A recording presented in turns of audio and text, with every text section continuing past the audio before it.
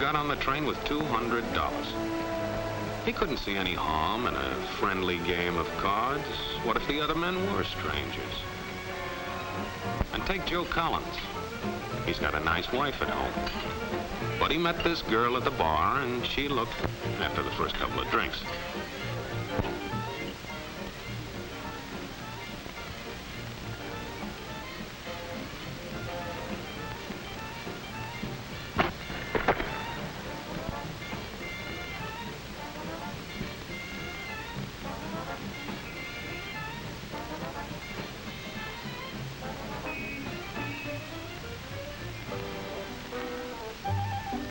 There's a good old-fashioned word for people like this.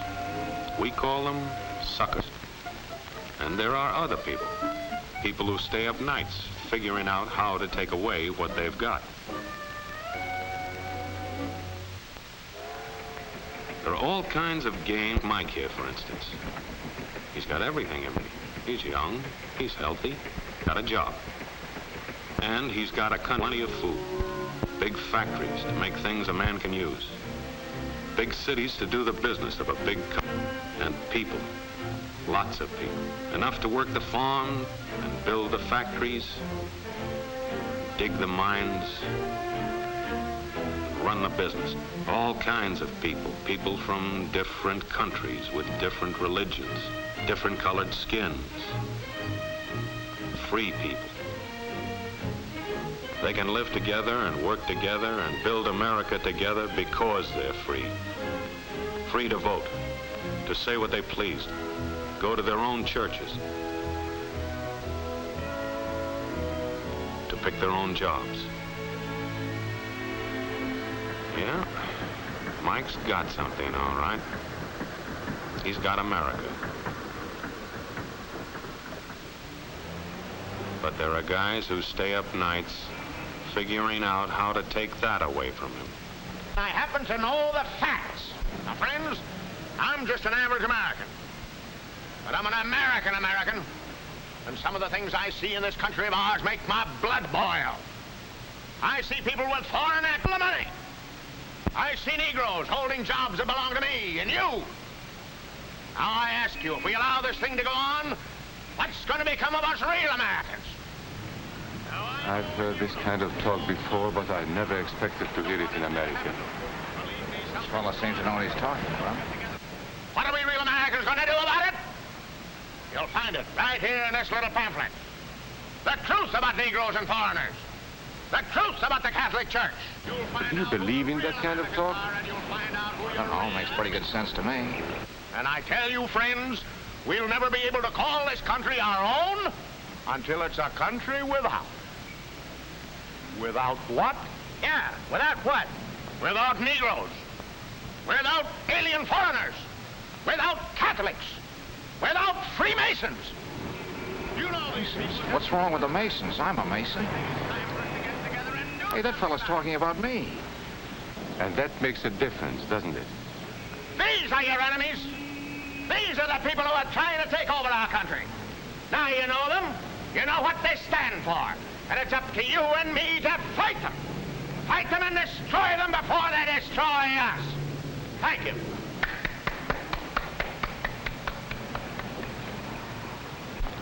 Before he said Masons, you were ready to agree with him. Well, yes, but he was talking about... What about those other people? But in this country, we have no other people. We are American people. What about you? You aren't American, are you? I was born in Hungary, but now I am an American citizen.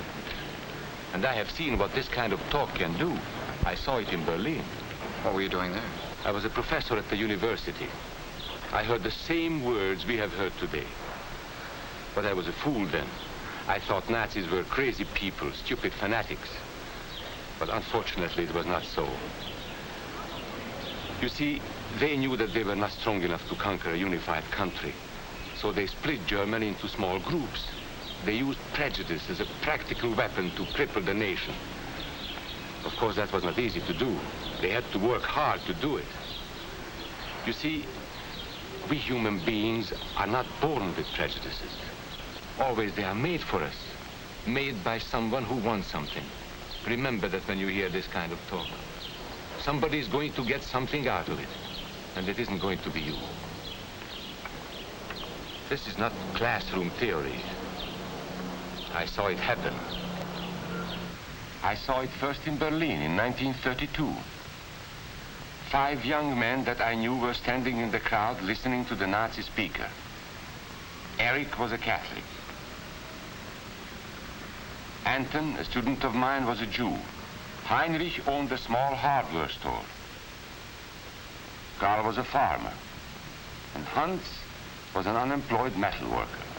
To all Bavarian Germans, I say it is time you inherited the nation which rightfully belongs to you. To you alone belongs the glorious destiny of the greater Germany.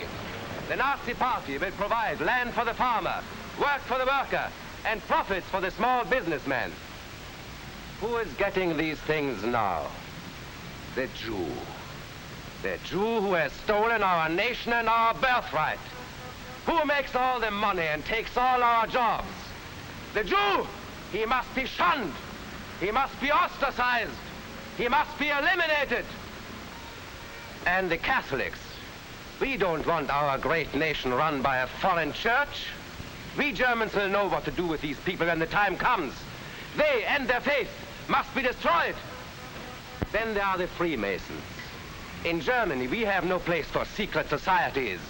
There will be only one society, and that is the Nazi Party. There will be no secrecy about that in the new greater Germany. One by one, he attacked each minority and he split them off one from the other. These men were all fellow Germans when they came here today. Now they were split into rival groups, suspicious of each other, hating each other. They were being swindled, all of them. But the man who was really being fooled was Hans.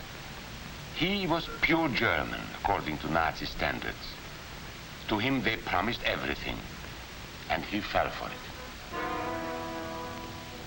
That's how Hans became a Superman. They gave him a uniform and they pumped up his ego. He wasn't just a little fellow out of work anymore. He was a member of the master race. Hans and thousands of others like him, all playing a sucker's game. They gambled with other people's liberty, and of course they lost their own. A nation of suckers. Hitler needed these people. There was lots of work to be done. There were trade unions to be smashed, because unions were organized and might offer resistance. There were many political parties in Germany. These the Nazis destroyed. They were determined to smash every organization where people might band together and resist them. There were Jews to be beaten and killed. The Jews were not powerful, but they were a convenient excuse for all the nation's ills. And besides, a Nazi party member could not take over this man's store. Hundreds of Catholics were put in jail because the Catholic Church had strength and could resist the Nazi drive for power. They had split the nation into 100 pieces, and then one by one, they had destroyed the pieces. Over these broken pieces, the Nazis rode into power. One party, one nation, one religion. These men had won their struggle for power. They now ruled all of Germany. But still they had trouble with their oldest and most persistent enemy, the truth. They found that truth does not die easily, and so they decided to abolish truth. One great source of truth is literature, so they burned books, 20 million of them. Many great men in Germany who were spokesmen for truth were jailed or driven from their country. Teachers, writers, scientists. Education was discouraged. In 5 years, college attendance dropped 53%. It was forbidden to listen to a British radio program or read an American newspaper. In Nazi Germany, you had to get your information from Dr. Goebbels. He knew what was best for you. The church was one force in Germany still strong enough to proclaim the truth in public. This Catholic priest was arrested the following day on charges of immorality. The Protestant church also continued to try and fight for truth. The Nazis put this man in a concentration camp. There were others who spoke for truth, and I am proud to say that educators were among them. And what, may I ask, is an Aryan? I don't know myself. But let us see what our present so-called authorities have to say about him. They say he is tall,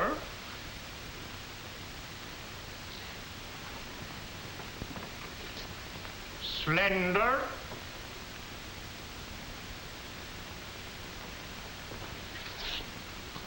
blue-eyed, and blonde. There is no Aryan race. And more important, there is no master race. There are people who may find these ideas convenient, but science cannot support them. There is no scientific proof that there's any correlation between a man's racial characteristics and his native ability or character.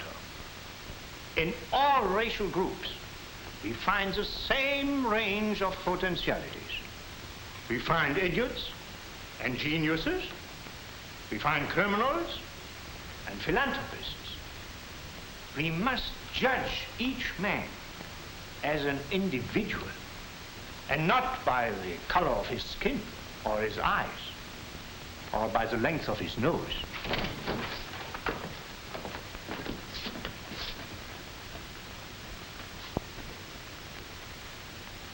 Come in, gentlemen. It's comfortable. And remember that there is no master race. That is a scientific truth. Anyone who tells you otherwise is lying.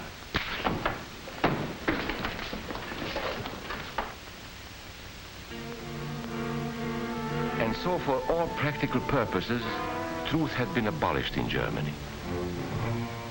A lot of my German friends wondered what had hit them. How did it happen? Where did it start? It started right here. And this was where it could have been stopped. If those people had stood together, if they had protected each other, they could have resisted the Nazi threat. Together they would have been strong. But once they allowed themselves to be split apart, they were helpless. When that first minority lost out, everybody lost out. They made the mistake of gambling with other people's freedom. Now let's see how those bets paid off. Karl the farmer was gambling on a better life for himself. What he got was extra hours of back-breaking work, as much as 100 hours a week. He was forced to stay on his land and produce what he was told to produce, because now Hitler was preparing for war. For Heinrich, who owned a hardware store, the bet didn't pay off either. 104,000 small businesses were closed in 2 years. And for Hans, conditions hadn't improved any. He had a job now in the munitions factory, but he worked long hours for little pay. The working conditions grew increasingly bad. And even though he didn't like the job, he wasn't permitted to leave it. And when Hitler decided the time was right, Germany went to war. Not by declaring war, but by a carefully prepared sneak attack. Once again, Hitler needed Hans to do his dirty work. Hans was an expert at brutality this time, and Hitler had decided to use Hans and his brutality against other peoples, the Czechs, the Poles, the French, the Russians. But in the crucial test of war, Hitler's race theories didn't pay off. His pure-blooded supermen were defeated by the mongrel armies he despised, by the British at El Alamein,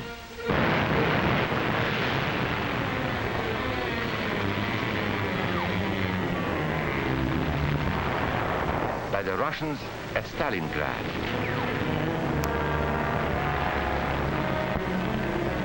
then on D-Day by American soldiers of every color and religion, who smashed across the Normandy beaches and drove on through to the heart of Germany. For the misguided Germans who had swallowed the Nazi bait, the Nazi game did not pay off.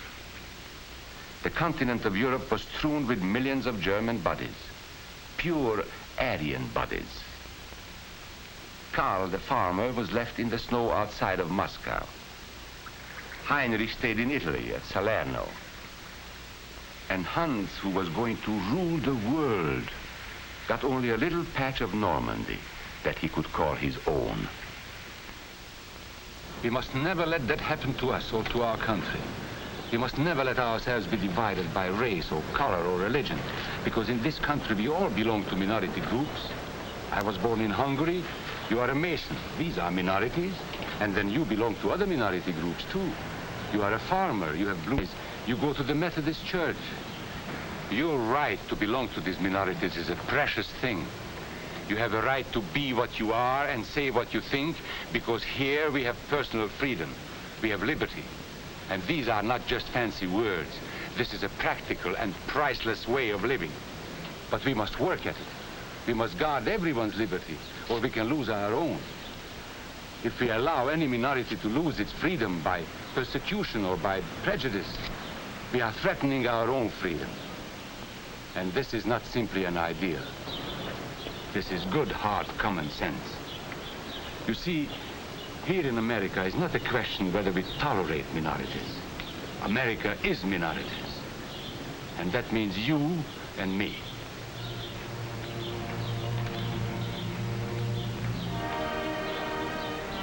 So let's not be suckers. We must not allow the freedom or dignity of any man to be threatened by any act or word. Let's be selfish about it. Let's forget about we and they. Let's think about us.